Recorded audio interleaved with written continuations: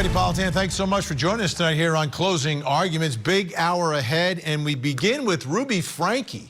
Ruby Franke, here she is, 41 years old, mother of 6 children, and a mom-fluencer.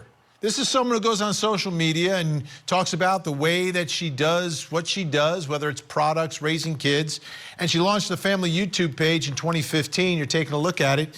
2.28 million subscribers, 1,200 videos uploaded, all featuring her family, mostly featuring her children, going camping, sick in Mexico, unexpected friend, things like this. And in 2020, that YouTube page ended when there was severe backlash. There was like 1,800 people signed something saying, take down this page. This is not right, what this mother is doing to her children and with her children. So Ruby Franke was arrested August 30th for child abuse, charged with 6 counts of felony child abuse. She was in a hearing today. It was a Zoom hearing. There she is. Take a look at her. Not a great day for her, right? You go from mom-fluencer, someone who's, you know, influencing other moms to, you know, hey, parent your children the way I'm doing it because it's working really well for us. And apparently it's not. 6 counts of felony child abuse. It all came to light when one of her children left the house that the child was in, went to a neighbor. That neighbor called 911. Take a listen. Tell me exactly what's happened. I just had a 12-year-old boy show up here at my front door asking for help. And he's said he just came from a neighbor's house, and we know there's been problems at this neighbor's house. He's emaciated, he's got tape around his legs, he's hungry, and he's thirsty. Okay. Is your door locked? No, I'm sitting outside with him on the front patio. Okay, cool. And he asked us to call the police. What's So the he's name? very afraid. Are the neighbors out of their home, or is anybody looking for them that you can see? No. Our homes are far enough away. I'm not sure. How did you get out of the house? Porch. He went out. He says he just left through the porch at the neighbor's house. Her name is Jody Hildebrand, and she lives 2 doors up the street. Out here in Cayenne, the houses are apart. Yeah, out in Cayenne, the houses are far apart, so he walked just under a block to get to our house. He rang my doorbell and asked me to call the police. Does he seem to be under the influence of drugs or alcohol? I don't think so, but he's very thirsty and... Need an ambulance? I don't think he needs an ambulance. I'll let the cops decide that, but his ankles are taped up and he won't tell us why. Okay. But he has duct taped around each ankle. Yeah, there's sores around them. I think there's a good chance he's been... He also had... Oh, and he has been around his ankles. I mean, his wrists as well. Okay, this boy has been...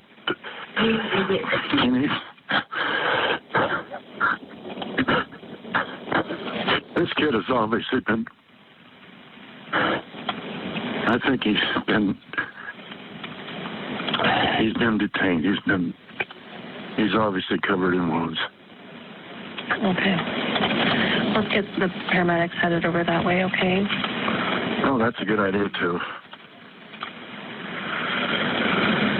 Let's see. Has he told you where his mom or dad are?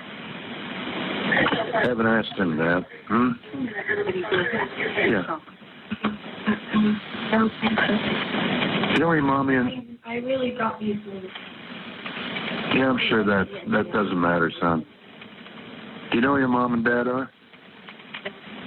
Well, actually, I don't know where my mom is, but I do know where my dad is. He's not anywhere here. Really no. Nowhere here. Okay. No, he doesn't seem to. He says he knows where his mom is, but... He doesn't know where his dad is. That's correct. I do know where my dad is. Is his mom home? He doesn't live. He just says he doesn't live around here. Okay. Separate for this one. Is his Yeah, we're getting. area? Is your mom around here? Have you seen her lately? He doesn't know where she is right now. Does he know his mom's name? What's your mom's name? Ruby Franke. Ruby Franke is his mom's name. Okay. How do you spell the last name?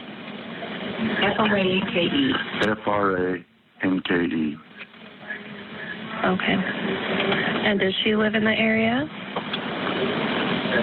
No, I'm not sure where she lives. He's trying to help us, but he's. That's okay. We don't want to stress him out too much. The officers will go over all these questions with him anyway. I just want to stay on the phone with you until we get some help there, okay? Can you ask him if any other children were in the home he came from? Okay.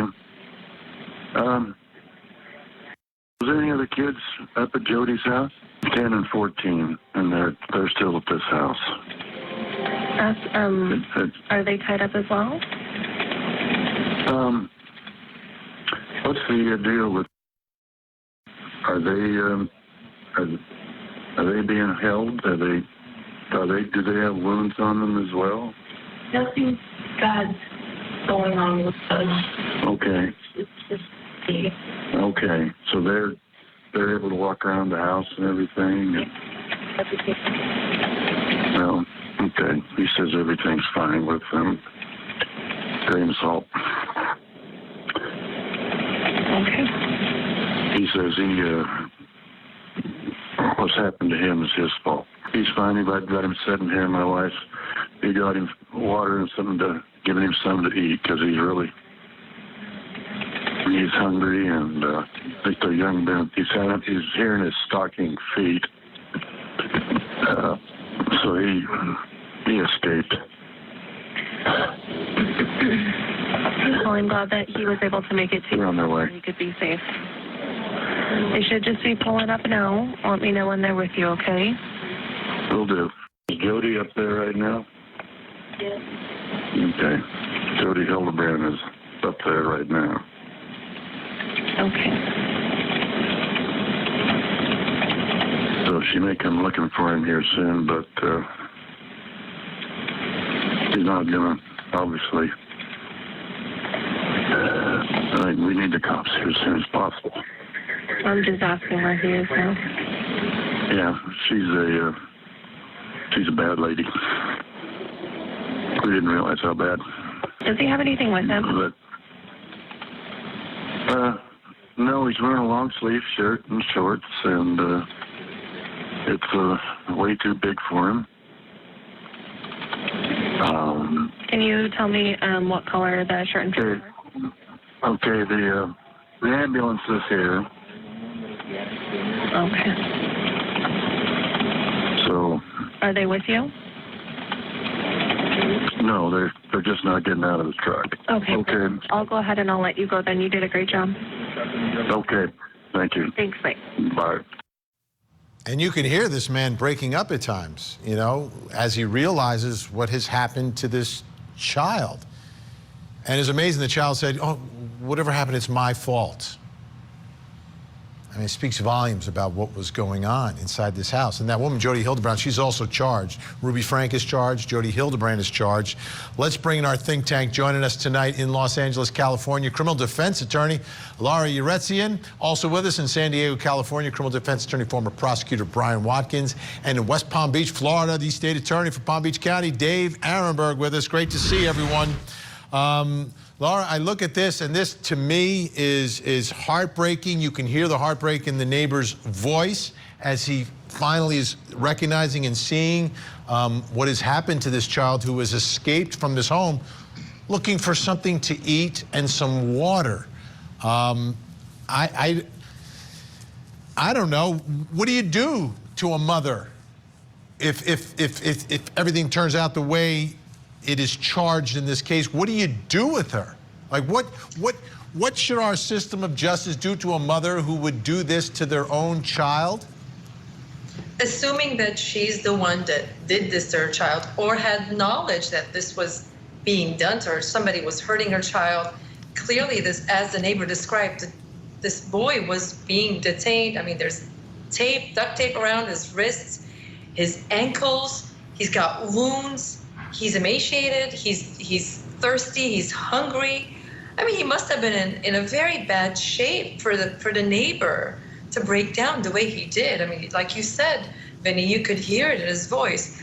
So if she truly did have knowledge or participated in this or did it herself, then, you know, she deserves what's coming. Well, she's already being prosecuted. Yeah, well, being prosecuted, is this someone that should be put in prison? Well, if she did that to her child, in fact did that to her child, of course, unless she's got some kind of mitigation, she's got mental health issues. Again, I don't have the complete picture, but yes, I could see someone like that doing some prison time. Because this is a huge fall from grace that we're talking about here, Brian Watkins.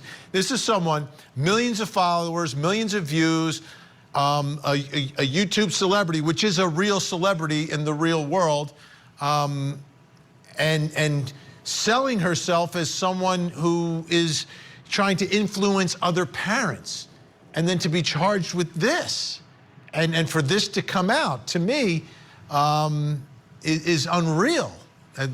When you think about it, somehow she's thinking in her mind, this is the way that you parent a child. Because you heard what the child said, Brian, right? It was my fault. It was my fault. I deserved this. I did it. It's my fault that I'm duct taped. You know, what's funny about this is if the child is being abused to the extent that we see here, why, you know, how did not other people see this, you know, see signs on the children of injuries and or things like that? I mean, she's YouTubing these people that you see the children on YouTube. Are they showing wounds? Are they what's going on, people? Brian, is they got taken off of YouTube. It's like it would be like me getting my show canceled, right? You're done. They don't see you every day. They don't see you every night. People were questioning what she was doing back then, and now it seems like it's even more extreme. I don't understand how you even get there. You know, the problem is like usually when you have cases like this, when we're looking at a child abuse like that, it's a pattern of conduct. It's not just one act on one day. And so this had to be going on for some period of time. I mean, maybe even years, definitely months, you know, and so it's not like an isolated incident that happened that day and then the child escaped. I mean, I think there's a pattern of conduct here that I'm curious as to why other people didn't see this or notice this, you know, prior to this kid escaping. Dave, I want to read for you a statement from Randy Kester. This is the attorney for the children's father, Kevin Franke, who was originally part of the 8 Passengers channel, but apparently there's been some sort of split between him and Ruby. Here's what the attorney says. Kevin is a great guy, caught up in a huge firestorm. He's never condoned or perpetuated physical abuse upon anyone, and particularly his children, ever.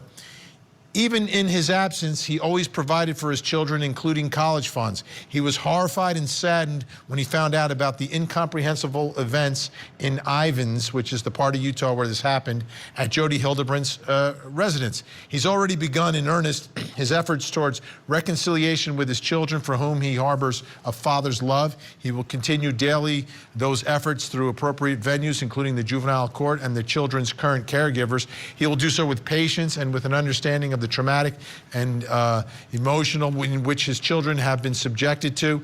In his care, these children will never be subjected to anything so horrendous, and he will be their biggest advocate and healer. All right, Dave, so what's the relationship now? You've got 4 minor children. 2 of them are adults now, 18 and 20, but 4 minor children. You've got some sort of split between Ruby and Kevin, mom and dad. Ruby obviously had custody of the 4 minor children.